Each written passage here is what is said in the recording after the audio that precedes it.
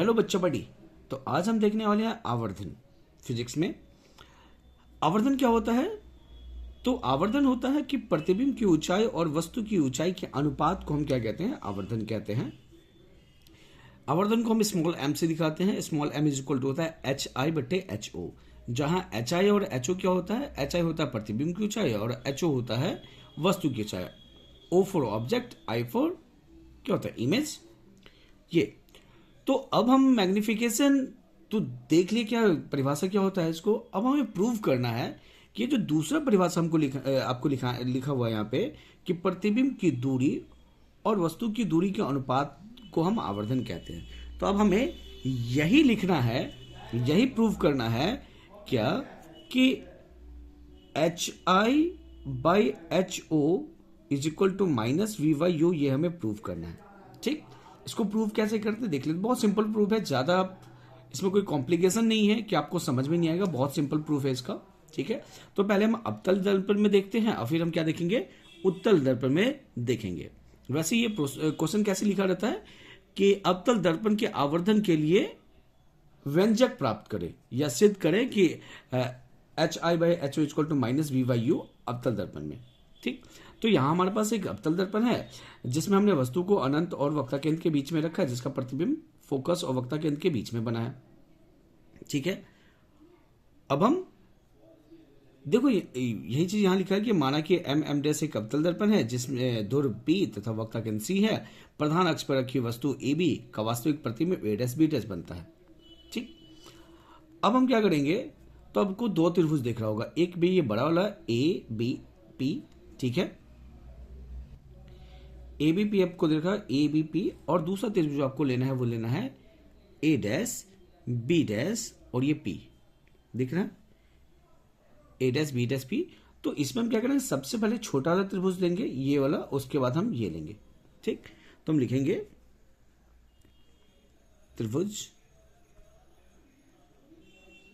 ए dash B dash P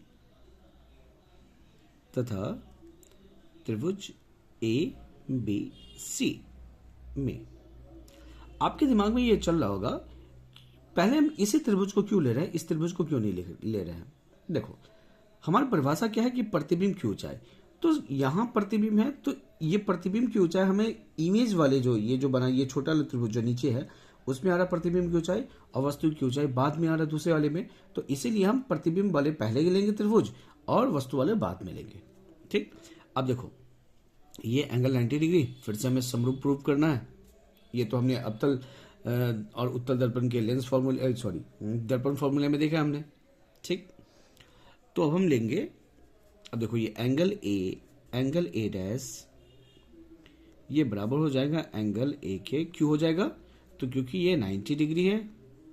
ठीक, उसी तरह से देखो ये एंगल और ये एंगल 1 और ये एंगल 2, ये दोनों भी बराबर। क्यों? प्रावर्तन के नियम से। तो ये चीज लिखेंगे angle 1 is equal to angle 2 प्रावर्तन के नियम से। ठीक, अब जब दो कोण बराबर हो गया किसी दो त्रिभुज के, तो वो त्रिभुज समरूप कहलाया जाएगा। तो इसलिए बोलेंगे अतः त्रिभुज ए डैश बी डैश पी समरूप है त्रिभुज ए बी सी। यहां लिख दिया हमने इस गलती से, तो यहां इसको पी कर लो आप। ए बी पी के किससे होगा? तो एंगल से। ठीक, और जब दो त्रिभुज समरूप होता है तो उनके संगत भुजाओं का अनुपात बराबर होता है। तो क्योंकि हमने सबसे पहले ये वाले त्रिभुज को लिया था, इसके लंब को लेंगे और फिर इसके लंब को, तो लिखेंगे A dash B dash by A B. उसी तरह से अब इसका लेंगे ए डैश पी बट्टे क्या हो जाएगा? A P. ठीक, अब आप देख लो एक चीज, ए डैश बी डैश क्या होता है? एच आई क्या है? ए बी क्या है? ए डैश बी डैश क्या होगा? प्रतिबिंब की ऊंचाई, और ए बी क्या है? वस्तु की ऊंचाई। और ए डैश पी देखो, ए डैश पी क्या है? यहां से यहां तक क्या होगा हमारा? देखो यहां से यहां तक क्या होगा? ये तो प्रतिबिंब है, और प्रतिबिंब है तो इसको कहते हैं प्रतिबिंब की दूरी, इसको माइनस वी से दिखाते हैं। और अब देखो AP क्या है, यहां से लेके आप इस पूरे दूरी को देखो, ये क्या है, माइनस यू है। ठीक, वस्तु की ऊंचाई है तो आप यहाँ पे सबका मान हम रख देंगे। तो अब H, इसके जगह क्या लिखोगे HI, और इसके जगह क्या लिखोगे HO बराबर क्या हो जाएगा, यहाँ पे साइन के साथ रखेंगे, इसको भी देखो आप साइन के साथ रखोगे HI, क्योंकि ये प्रधान अक्ष के नीचे है तो HI माइनस हो जाएगा, और ये प्रधान अक्ष के ऊपर है तो ये HI प्लस हो जाएगा, HO प्लस हो जाएगा। फिर A' P क्या है, प्रतिबिंब की दूरी तो माइनस V, और AP क्या है, वस्तु की दूरी तो माइनस U। माइनस से माइनस कैंसिल आउट हुआ। ओह, अब देख लो, आपको दिख रहा होगा, ये दोनों हमने क्या किया, ये दोनों त्रिभुज को इक्वल किया, A' B' और एंगल एंगल 1 एंगल 2 के इक्वल परावर्तन के नियम से दोनों त्रिभुज समरूप हुआ तो हमने लिख दिया समरूप त्रिभुज हो गया तो उनके संगत भुजाओं का अनुपात बराबर होगा। तो इसका लंब बट्टे इसका लंब, तो A' B' बट्टे AB बराबर A' P बट्टे AP, ये लिखा है। और हमने सबका मान रखा है, ये देखो AI, ये A' B' क्या है, ये हमारे पास क्या है, प्रतिबिंब की ऊंचाई है, और AB क्या है, वस्तु की ऊंचाई है। उसी तरह से हमारे पास क्या है, ये देखो, उसी तरह से हमारे पास है, आप देख लो, ये क्या है V माइनस V, ये क्या है, प्रतिबिंब की दूरी है, और ये U क्या है, वस्तु की दूरी है। तो ये चीज हमने रख दिया, सबका मान रख दिया, और सबका साइन के साथ हमको मान रखना है। तो अब देखो, अब हमारे पास ये बचा क्या, HI by HO V by U। अब इस माइनस V को उधर भेजेंगे, या आप चाहो तो दोनों तरफ माइनस से मल्टीप्लाई करेंगे, तो ये तो क्या प्लस हो जाएगा, ये क्या हो जाएगा माइनस, तो हो जाएगा HI by HO is equal to हो जाएगा V बाई U। और इसी को हम क्या कहते हैं, आवर्धन कहते हैं। तो M बराबर हो गया HI by HO is equal to हो जाएगा माइनस V बाई U। ठीक, ये प्रूव पूछता नहीं है, लेकिन इसका हमें यूज होता है जब न्यूमेरिकल को हम सॉल्व करते हो, तो इसमें यूज होता है इसका। ठीक, तो ये रहा अवतल दर्पण में आवर्धन कैसे निकाला जाता है, वो हमने देखा है। बहुत इजी है, देख लो, बहुत इजी है। हमें लेना है A' B' P और ABP त्रिभुज में लेना है, ठीक है। और इस तरह से बहुत छोटे से जगह में छोटा सा प्रूफ है इसका, हो जाएगा। ठीक, अब हम देखेंगे अवतल दर्पण में कि आवर्धन अवतल दर्पण में कैसे निकालते हैं। ठीक है, अवतल दर्पण में तो हमने देख लिया, अब हम देखेंगे उत्तल दर्पण में, हम सीखेंगे कि उत्तल दर्पण में हम कैसे निकालते हैं आवर्धन को।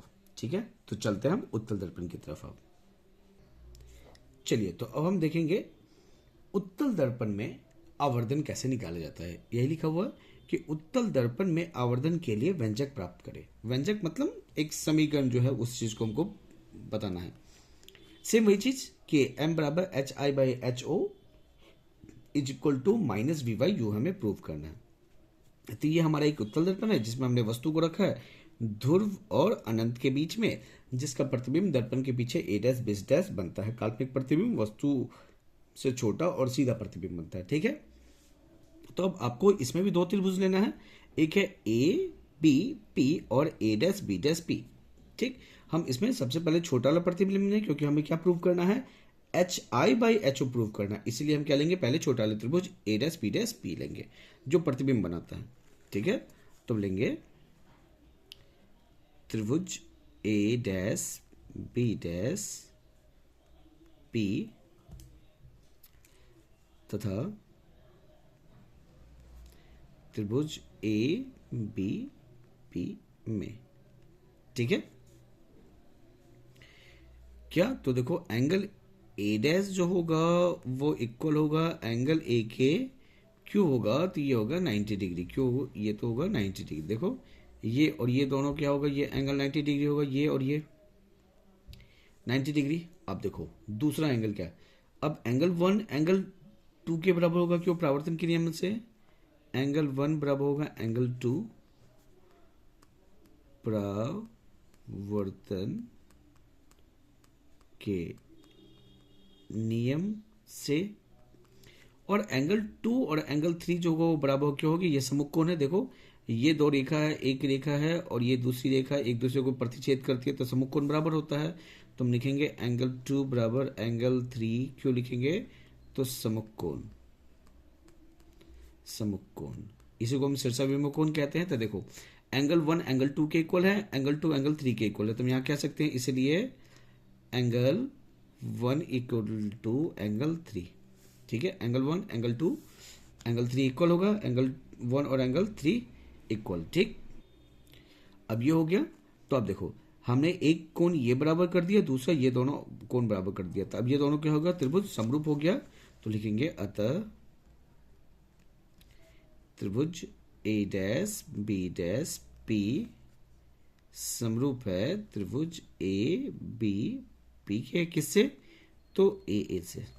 अब जब त्रिभुज समरूप हो गया तो उनका संगत भुजाओं का अनुपात भी बराबर होगा, मतलब ए डैश बी डैश बट्टे ए बी। तुम लिखेंगे ए डैश बी डैश बट्टे ए बी और ए डैश पी बट्टे ए पी। ठीक है बच्चों, अब हम सबका वैल्यू रख देते हैं। ये ए डैश बी डैश क्या होता है, प्रतिबिंब की ऊंचाई है, तो लिख दो।